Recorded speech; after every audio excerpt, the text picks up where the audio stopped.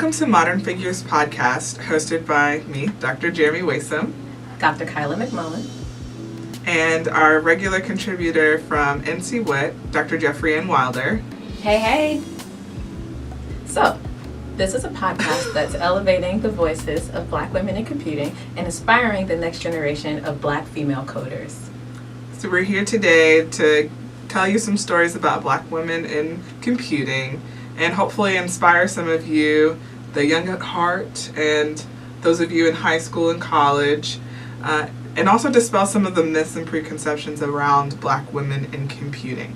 That's right. And today we have Dr. Stacie LeSure that's here with us. We're so excited about that.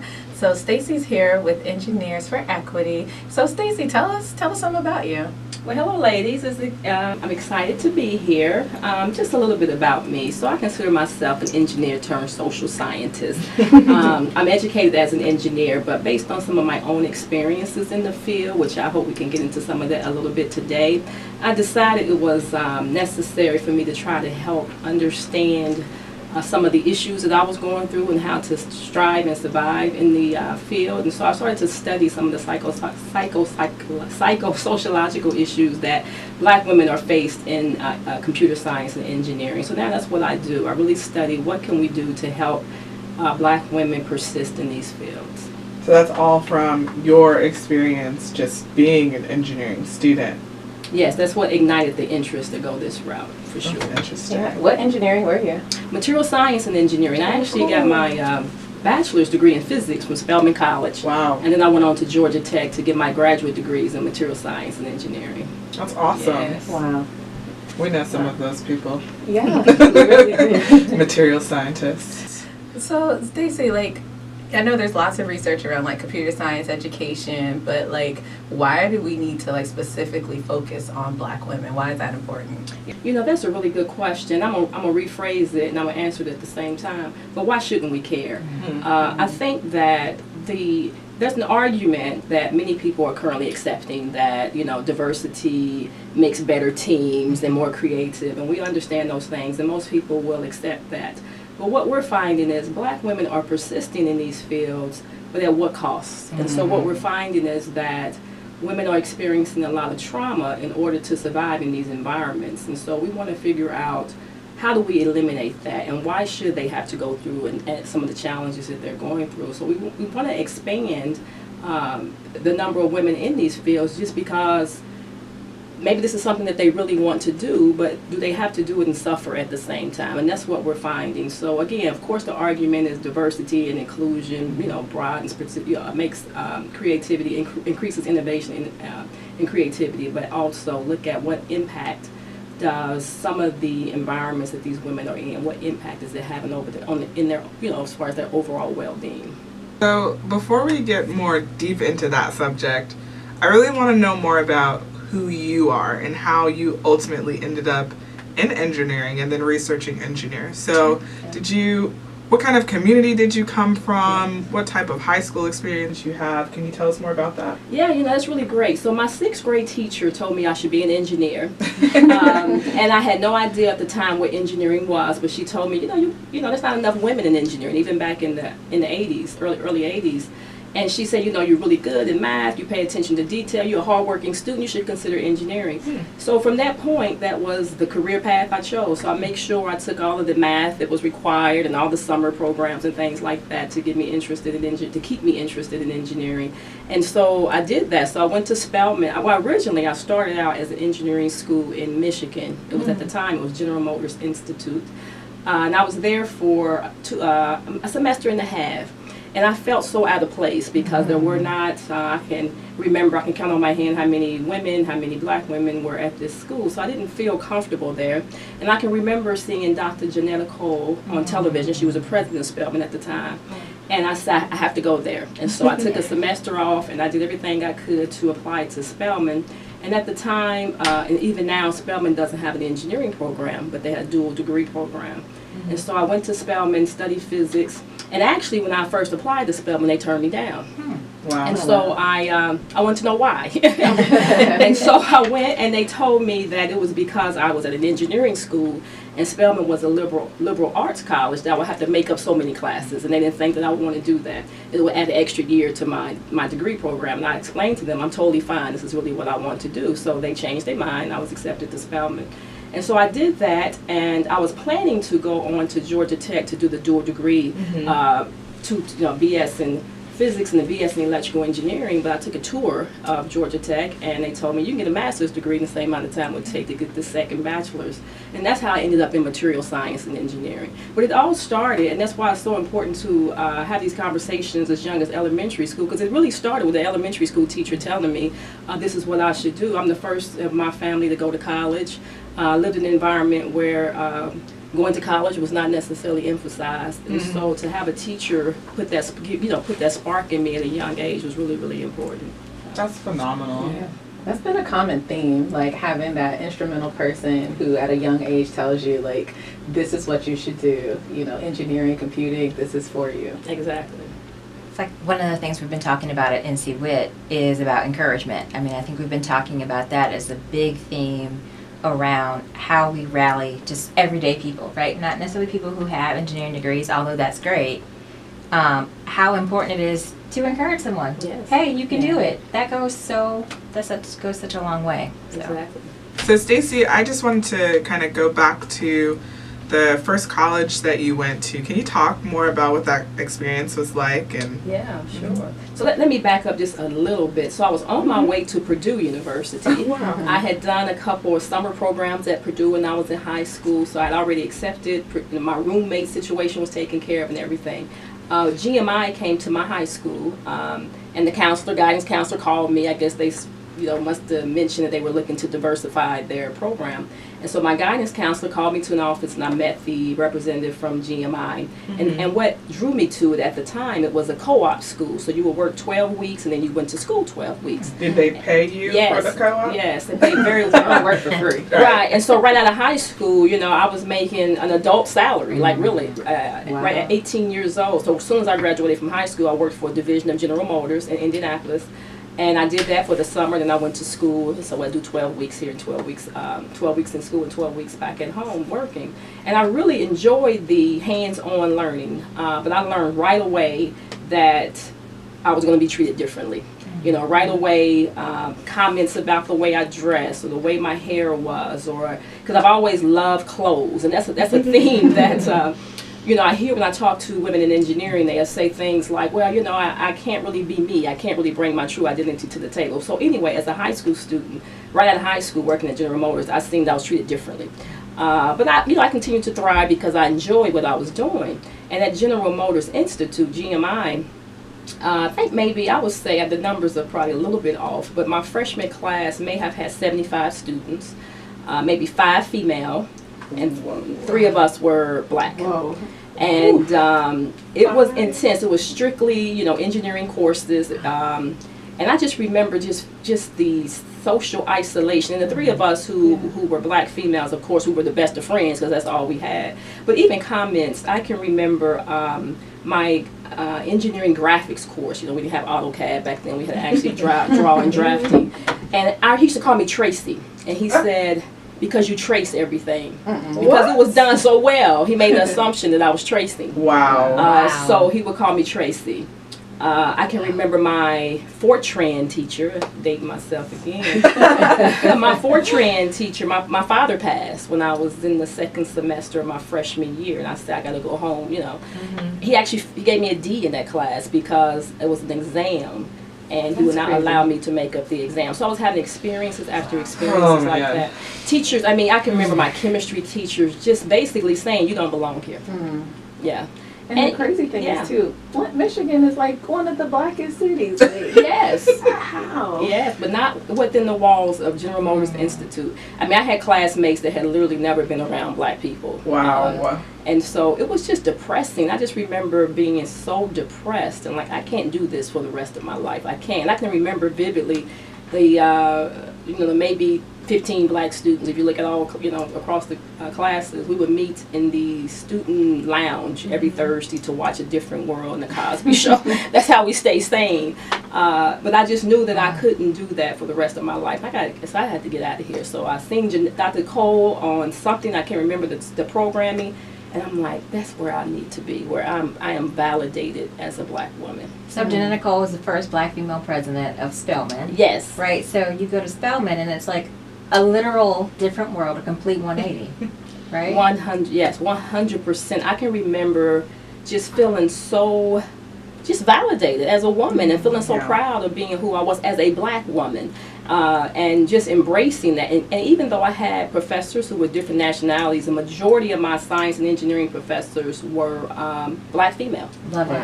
And That's to wonderful. have, it was, it was unbelievable. And so, I really believe there was nothing I could not do. And you were constantly being affirmed that this is what you can do. Excuses were not an option. So I had a wonderful experience. But yes, it started out pretty bad, but I was determined that I wanted to be an engineer, and I wasn't going to let that experience stop me. And once I got to Spelman, I'm around all these other wonderful, black women with these goals and Spelman was an interesting experience as well, because that was my first time seeing black people, the full spectrum of blackness, right? And so actually seeing black families that vacation in Paris and things like that was my first experience at that. So that was a wonderful experience for sure. I'm sure that really informed who you are today. 100%. And I'm so glad that you persisted and made it through, because that's not always our story. Right. Exactly. But you persevered and made your own way. Yeah, and that's the message too. Sometimes the path may change, right? There's no one path to get to becoming a computer scientist or an engineer. And sometimes we get stuck thinking that I have to do it this way. Sometimes you have to create a different path for yourself. So you work at a company called Engineers for Equity. What exactly do you do to promote equity within engineering? Yeah, so that's actually an organization that I started because I seen the need to really address some of the issues. Again, I have so many stories I can share of my trauma trying to pursue this path. Retweet. And one of them, for example, it took 2 attempts to get a PhD. My first attempt, I was in the 5th year, which I was very close to finishing for those of us who are pursuing PhDs, and I quit. And I was doing well. I had probably a 3.8 grade point average. I had passed my proposals, my preliminary examination. I had done everything except written my dissertation. Wow. And the depression was so overwhelming, and I remember the day so well. And when I decided to quit, no one asked why. No one... Like never. Never, no one. Yeah, it was never a conversation like, why would you do this? And so, so that's my crazy. Yeah. Hold on, let's Sit right there for a second. Marinate. I need to, exist in this space. Yeah. Not a single human being at your institution said, Stacie, are you okay? Not one. This was Georgia Tech. No, I'm not going to name the school. It wasn't Georgia Tech. You're not going to get any tea tonight? I'm not going to get any tea. I have even some deeper tea. Oh. So there was one black female in the College of Engineering, and I went to her probably a week before I made the decision to quit, and I told her, this is what I'm going through, and she said, so what you want me to do? What? Where are my pearls? So, I just felt like there was no hope. And I had a wonderful, but this is the thing, I had a couple of advisors. My first one was excellent. It was he was from Germany. He was a world-renowned chemist. And he was so impressed with me that he went and said, I got to get another female. I got to get another student from Spelman. And so he went back to Spelman to recruit a year after he recruited me. And then he decided, for health reasons or whatever, he was going to retire early. And he said, Stacie, since you further ahead, you're a little more independent, I'm going to have you work with this other person. You can handle them, so to speak. Because he knew how things were, and he assumed that I could handle the situation. But it was terrible. I was the only female, the only African American in electronic material science. That was it was just not many of us. And the day-to-day torture, I would call it, it just hit me one day. I literally couldn't even get out of bed to continue to pursue that program. And so it's something that it haunted me for 10 years before I decided to go back and finish. But yes. Wow.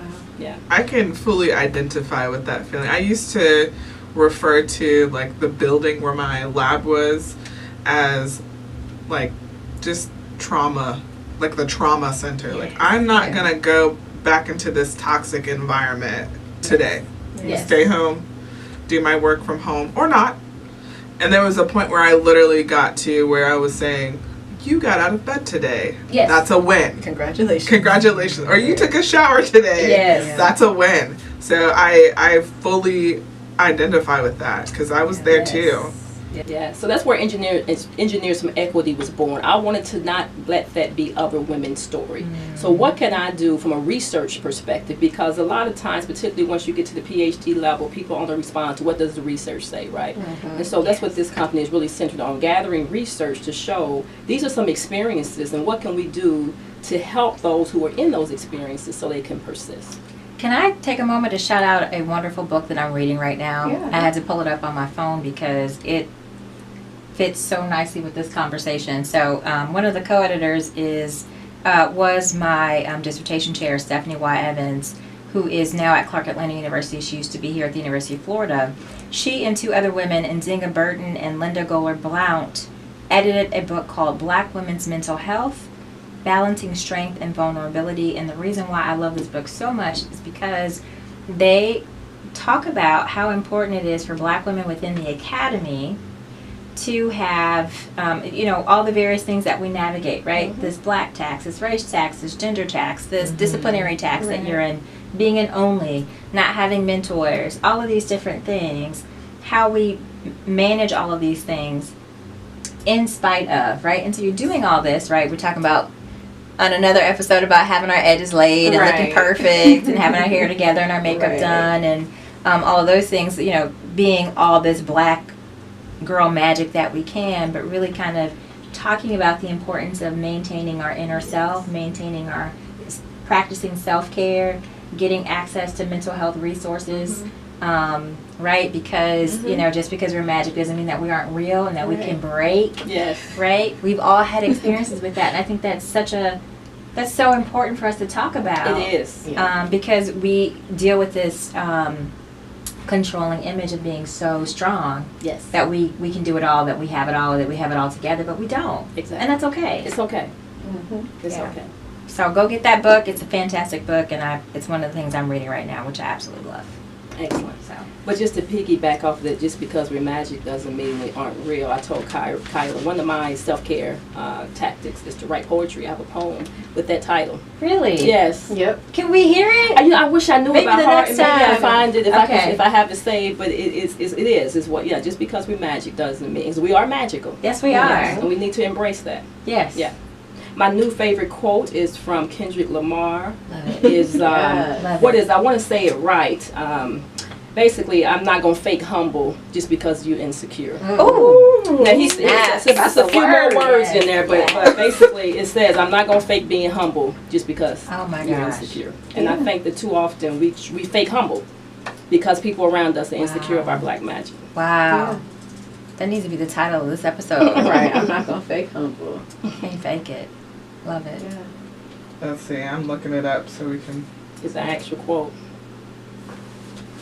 Okay, Stacie, you can say the quote. Okay, so yeah, my new favorite quote is from Kendrick Lamar, and please excuse some of the language, but it basically says, "I can't fake humble just cause your ass is insecure. I can't fake humble just cause your ass is insecure." Yes. And that's really real. It is. Also, we have loyalty in our DNA. We have royalty and loyalty. Royalty That's and it. loyalty. Thank you. Yes. Right. All of that. So this is a good segue into your work because you've literally been doing work in this area for probably a decade at least. Yes. Yeah. So the Naila Project is an investigation of the experiences of Black women who are pursuing either their doctoral degree or postdoctoral positions in engineering and computer science. And I know that a lot of your work involves narratives, Yes. kind of what you've given us today, but more. So you've actually gone around the country and collected narratives from people and are doing a study on that work. So let's talk about that. Yes, let me just start off just explaining the name, Naila. Naila is actually a Swahili name that means she who perseveres. And so this study, which is a National Science Foundation study, and I'm collaborating with the University of California, Irvine, Dr. Sharnia Artis, as well as Heidelberg University, we have Dr. Marjorie Shavers. So the three of us are going to propose this to the National Science Foundation, and it was funded, thank goodness. And so we're interviewing Black women all over the country who are pursuing PhDs in computer science and engineering, or they're either postdocs in one of those fields. So I just want to pause for a minute because I'm a postdoc and I feel very strongly that people should know who I am. And by me, I mean like what a postdoc actually is. So we want to talk about that. Sure. So postdocs are, once you have completed your PhD, a route you can take is to get more training, is to go on and continue to work. Basically, we can think of it almost as an apprentice, right? Apprenticeship. You get more training in the field so that you become more of an expert, so to speak. So you can work in industry as a postdoc. You can work at national labs, at universities. Jeremy happens to be at a university. But, the experiences can be very similar to the PhD program itself because you're still in environments where you're underrepresented. You're still in environments where your intellect can be challenged, particularly in these fields. And so what we're finding is that from our study that these women are describing their experiences are pretty much the same from high school through their postdoc. And that's what is really interesting, is that just because you get more qualified or more what have you, people are still challenging you. So that's what we're finding. But yes, that's what a postdoc is after you get your PhD and done everything it has taken to get a PhD and continue to more training, you're still challenged in what your intellect or what do you actually know. I think it's important to talk about what a postdoc is only because most people have no idea that it's a thing. Most people, when I tell them I work at the university, they say, "Oh, are you a professor?" Technically, no. I'm not a professor, but I do conduct research. And then their next question is, do you teach any classes? Some postdocs do, some postdocs don't. It just depends on who you're working for. And I'm sure that in some of the discussions you've had, you've heard from people who are literally not able to conduct their research, which is pretty much the primary focus of a postdoc, because they're doing all these other activities that don't really help them achieve the training that they're seeking in that role. So anyways, I just wanted to interject.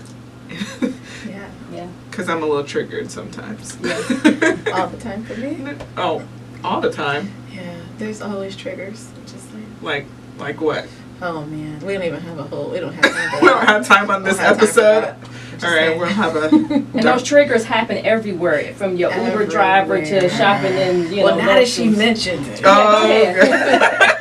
Like literally, getting in an Uber is the bane of my existence because, well-meaning Uber drivers always want to ask you about yourself, what you do. But whenever it comes up that I'm a computer scientist, it's like they assume the least amount of education. Like I had one say, "Oh, you're a computer science professor, so you can teach with a bachelor's?" I'm like, "No, they're not letting people teach with bachelor's." Where they get it? Right. So, you can teach with a master's? I mean, people ask me if I know how to code. I'm like, I got a whole PhD in computer science. In computer science. I'm gonna say no. I just moved a mouse around and You really should start making up weird stories about how you ended up with a PhD in computer science that had nothing to do with coding, nothing to do with computers at all. Right, it was a 2-for-1 special at Walmart. I just take that. You bought it off the shelf. Oh, God. Right. Anyways. But sorry, that's one of my triggers. When people ask me what I do, I know they're well-meaning, but then the questions that follow that just display their own beliefs about what a computer scientist looks like and what I look like, and how those are two completely different things. Which is why the podcast exists, ladies and gentlemen. And that's what we're finding from our study. A common theme, there's many that we're finding, but one of the common themes is this whole idea around this identity of what it means to be black and female in these disciplines, computer science and engineering. And we've had, I had several women who, it's funny how the conversation around hair comes up, right? Only for black women does this a conversation when we're talking about you're pursuing a PhD in computer science, and we have to have a hair conversation. Because there's these conversations about what if I show up with so much attention is focused on my hair that you're not even focused on the research. I heard that side, Jeffrey, and I heard that deep side. Yes. I mean, I've been triggered now. That's a trigger for me. I got like 14 years worth of stories. I am twitching right now just thinking about, I recall being in my doctoral program, and a close friend of mine asked me what I was getting ready to go on the job market, and I was starting to interview. We were talking about like what I was going to wear, and my friend asked me about, I think I had braids or something in my hair, and he asked me if I was going to take my braids out for the interview. Mm-hmm. And I said no, and he's like, well, I mean, that's not going to be very professional. Mm-hmm. Okay, so it's 2018 now. This was 2007. Wow. So we really have come a long way in that respect, just over a short period of time. But I mean, I didn't feel comfortable to even wear braids or anything like that until when I got in my faculty position. I didn't do it. I only did those hairstyles in the summertime because I didn't want to be unprofessional in the classroom. Yeah. And then it took me about 5 years before I was like, F it, I'm going to just wear my hair the way I want to wear it. Right. And when I started doing that and kind of feeling more comfortable about who I am, I would get so many comments from my faculty colleagues. I remember going into a faculty meeting one day, and one of my faculty colleagues, when I sat down next to her, she said, "You changed your hair again." And it wasn't a compliment. It was like, "You changed your hair again? Like, you keep changing your hair." Yes. And I couldn't understand why this was such a big deal. I mean, we were at a faculty meeting, like, what does my hairstyle have to do with your comfort level? Yes. Right. Well, you know, we all look alike, so sometimes they identify us by their hair. I was the only one in my department, so there was no mistaking Jeffrey Ann, right? Dr. Wilder, right? There was no mistaking that. But just the, how it made people feel uncomfortable and the sort of what that insinuates, right? That it's always a negative connotation. And why can't I express who I am? Why do I have to water down all of this magical unicornness, right? To make someone else feel comfortable. Yes, and you don't. You don't. And that's interesting because that's one of the findings that we see is coming out from a lot of these women, is that we're talking about persistence again, because Naila is she who persists. And what we're finding is that they say, I finally can do this thing because I'm going to do me.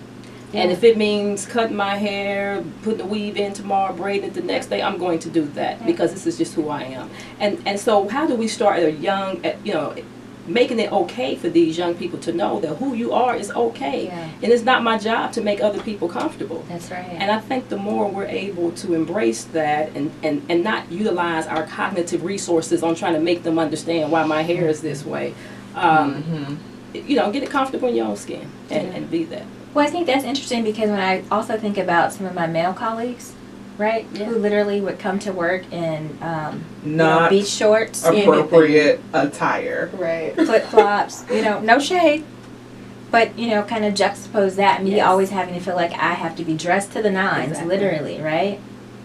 And then there are other folks who just kind of like look like they about to go to the beach after work, right. And there's never a comment toward them, right? These are all, of course, microaggressions. No, very much so. Yeah. Yeah, for me, I wore jeans to teach for the first time last week just because I wasn't feeling well. And the world did not explode. Like, I was comfortable. I'm like, why am I putting this pressure on myself? Too much pressure. Yeah. It's too much pressure on top of everything else. Exactly. Yeah. Exactly. Yeah. So what have you seen based off of, like, maybe the anecdotal evidence that you have about persistence in Black women that's maybe unique to us? That's interesting. Let me see. I have this transcript, this, actual recording, and I want to just maybe read some of that. And I'm sorry, but I'm at the age now where I have to do that. But I try to get cute ones, She put on her glasses, y'all. That's all. And so, let's see here. So, this is one where, because it's really important, I think, when we talk about women, that we really touch on this intersectionality piece, because women are not in one category. And so as a Black woman, we have what, you know, was it W.E.D. Du Bois, Yes. the double consciousness, right? Right. So this double consciousness of having to figure out, you know, who I am, trying to deal both as, you know, as an American, as a black person, right? So now you add the black female part to that. And so a lot of women talked about having to deal with this double consciousness.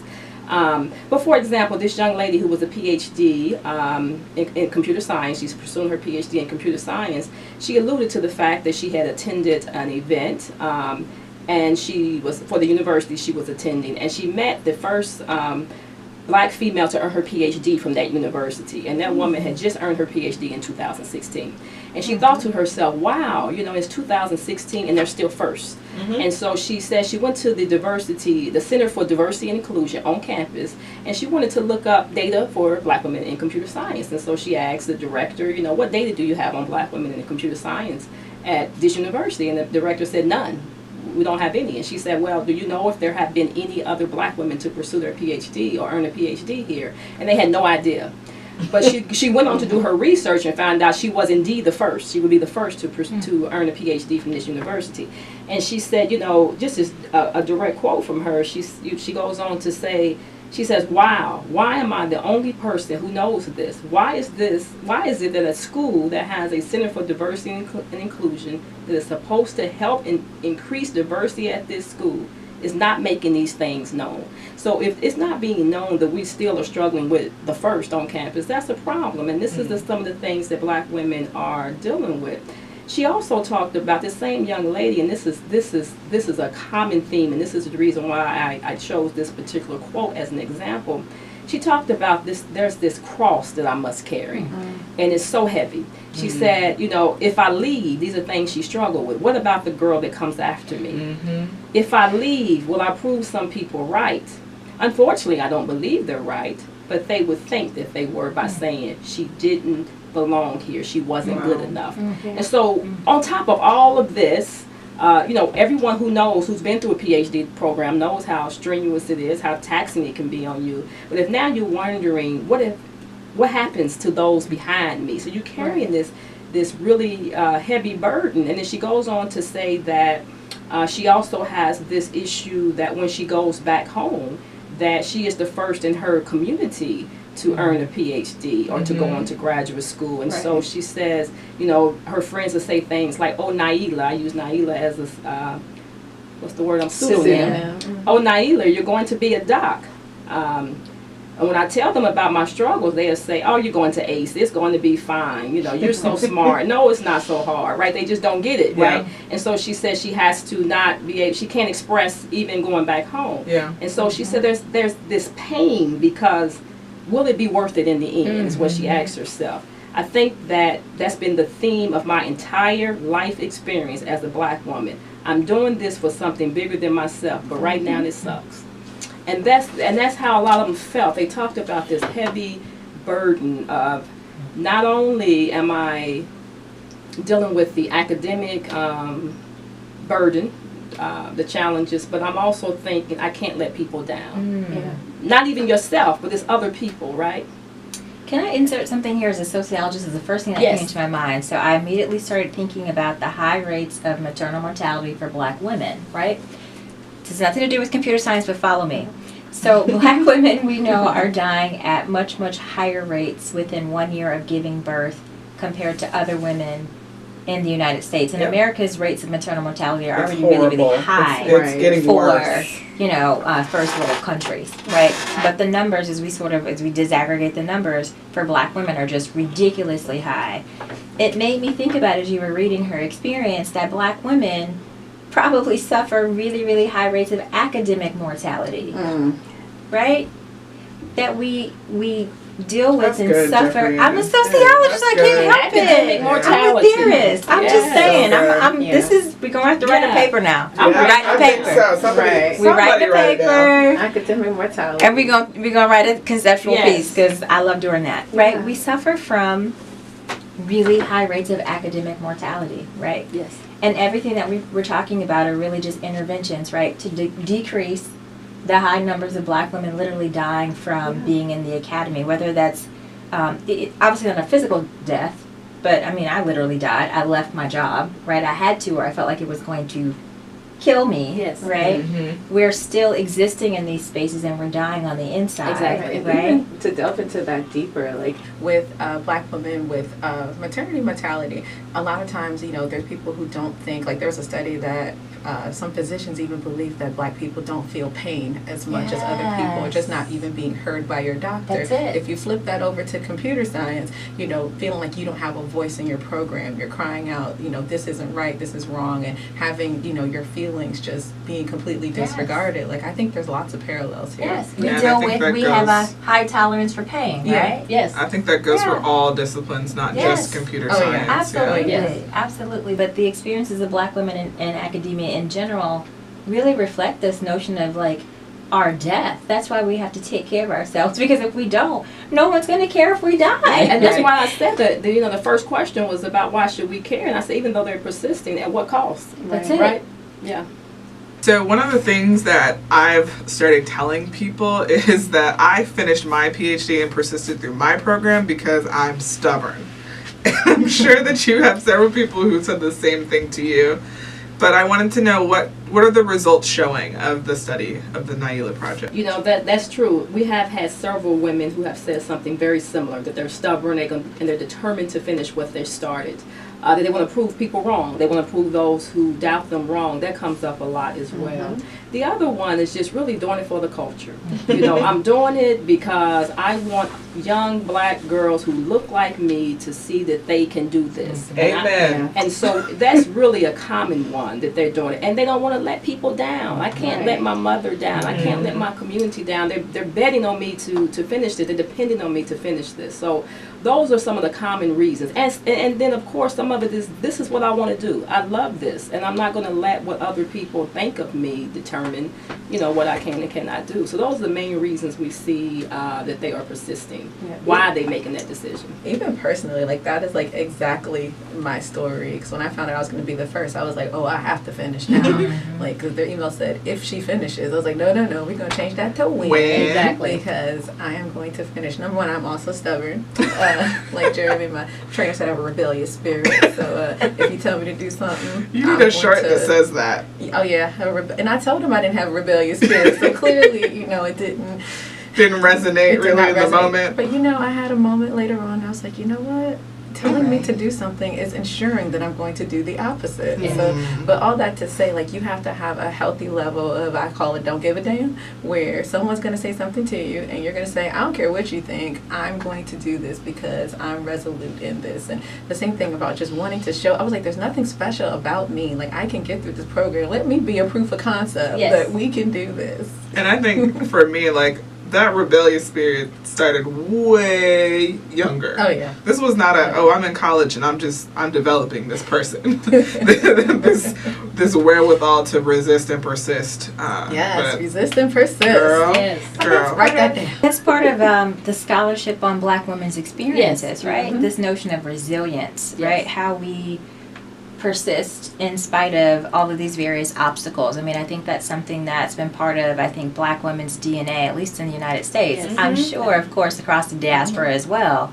But when you think about the experiences of Black women in the United States, I mean, really, resilience is at the core of that narrative. That's our story, Yes. right? Yep. You think about our cultural story, that's what that reflects, resilience. So it's no surprise that we manage to do things that people don't expect us to do anyway. Yeah. Yeah. Absolutely. But it reminds me of the book that you mentioned early on about balancing the strength and vulnerability, Yes. right? So we have that, but we have to keep in mind the vulnerable aspects. What we put ourselves, what harm are we putting ourselves in with this constant need to prove people wrong, Yes. and this, what is it doing to Yes. us? Yeah. And sometimes it's okay to just rest, Yes. right? Take Yes. a pause, take a break. Yeah. And you don't necessarily have to prove everyone right all the time, right? Mhm. It's Yeah. it's hard. It's almost like you feel guilty for turning off. Yes. I remember just being, running on all cylinders for my PhD, and then afterwards just feeling guilty for just watching TV or just like sitting down. That was reading writing a my non-academic dissertation. book. You're like, Mhm. I don't want to do this, so I'm gonna watch these cartoons right now. But it's not, for me, it's not even enjoyable because the thing in the back of your head the whole time is like, oh, I need to be writing this chapter. Oh, I need to be doing something That's a else. message for all y'all out there listening. do your work, But I and then also, rest when Yes. when you get opportunities to rest. Right, take a nap. but I also felt so disillusioned once I got tenure at the myth of being able to take that rest once you got tenure, because I felt like when I got tenure, it's like the pedal went even more to the metal. Like it just wow. kept going faster, faster, faster, faster, which is why I'm in this situation right now, working for NC WIT, which is a great opportunity and a great position. But I do think that there is something to be said about, I mean, we talk a lot about the experiences of doctoral students and persevering and continuing on through the degree. But particularly if you're in a faculty position or a postdoc position or any of those things, there's still so much, that call of duty gets louder and louder and louder, right? Right. And there are a lot of things that, that need to be part of the conversation that include ways in which female faculty of color can sort of navigate and have that work-life balance as they try to continue on to tenure and then also beyond. Yeah, there's an awesome book Carrie Ann Rockmore has called The Black Academic's Guide to Winning Tenure Without Losing Your Soul. And I feel like that is a Bible, just even if you're not Yes. trying to get tenure, like just life in general, and how much, as you said, that there is such a stress to do all these service obligations, to do all of the things and be this mythical creature that gets Yes. no rest and no Yes. breaks. Well, I forced my university, that's a very strong word, Persuaded. highly suggested to my university that all new faculty members have that book Yeah. coming in. It was my Bible in the fall of 2008. Yeah. It literally saved me, right? We talked about academic mortality, right? Mhm. Because our lives are always on the line in a sort of proverbial, Yeah. well, They literal try to make way. you feel like it is. Yeah, they do. Then again, I'm a rebel, so I'm just like, oh, you said I have to do that? No, I don't. But yeah, but I love the way that like the book just puts all of this into perspective to make it not seem as though, oh, if you don't get tenure, your life's going to end, or oh, if you don't do exactly this, then your life's going to end. It's like, all right, this is a crazy experience. Let me normalize the crazy so you can still have a life and not lose your soul, like the title says. Well, for continuing to shout out people, I love Carrie Ann Rockmore because Mhm. she's a sociologist and she did the damn thing like I did. She Yeah, left her that's right. tenured position to establish the National Center for Faculty Development and Diversity. Yes. Yeah. And it is an amazing organization that supports all faculty. I think it started off just supporting faculty of color, but now it supports all faculty, sort of hitting at various points of their career. So I think we'd be remiss if we didn't shout her out as Yeah, a I black did her woman. boot camp and it was amazing. Fantastic, So just lots right. of good resources. Yeah. So we also wanted to talk about self-care. Yes, definitely, because just the fact that we have this internal just stress with our jobs, stress with our lives, like what kind of tolls are these taking? Like the stress from our jobs and just being a black woman and existing in this space that otherwise would not have you. Like what kind of things does this do to our body?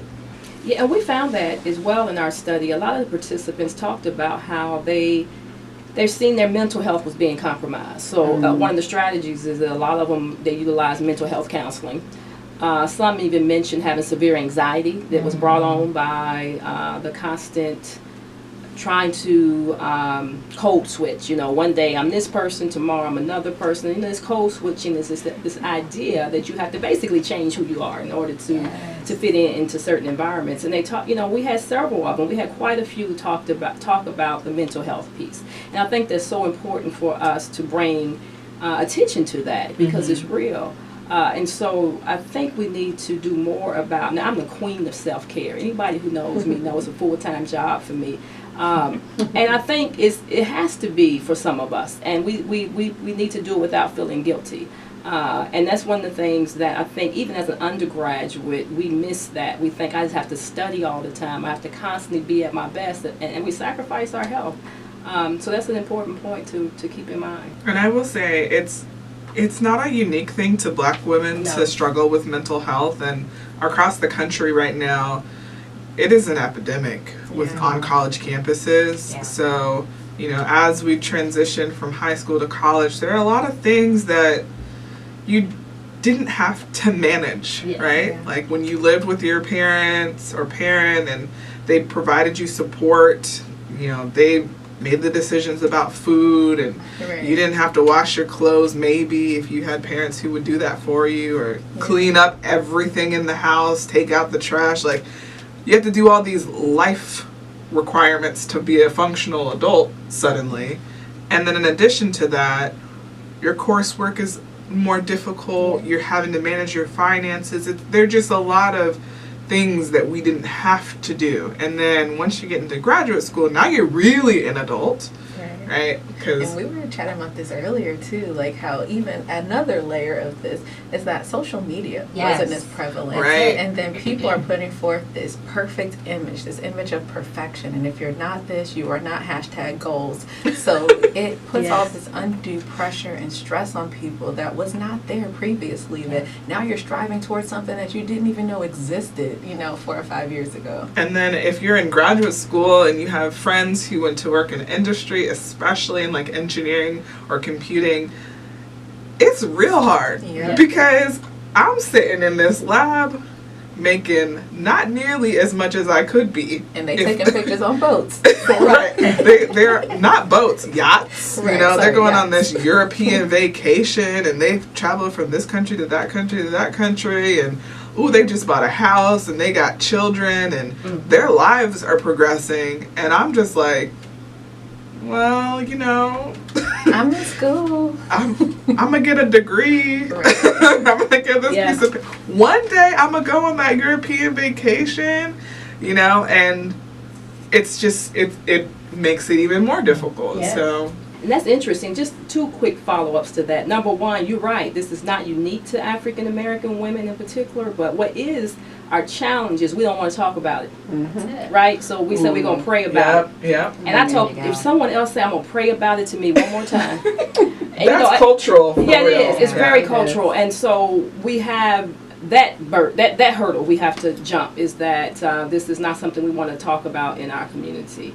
The other piece is this whole idea of one day, this is going to happen. And so another thing, a theme that really came up, not surprising, but came up, is that the women talked about they're putting their lives on hold. So will I get married? Will I have children?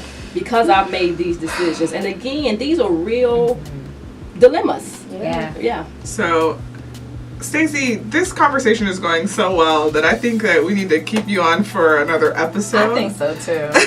Sounds good. And I think we should wrap this one up. Okay, so until next time, drink some water, eat some vegetables. And be extra, just like guacamole, because guacamole adds quality and isn't just extra for no reason.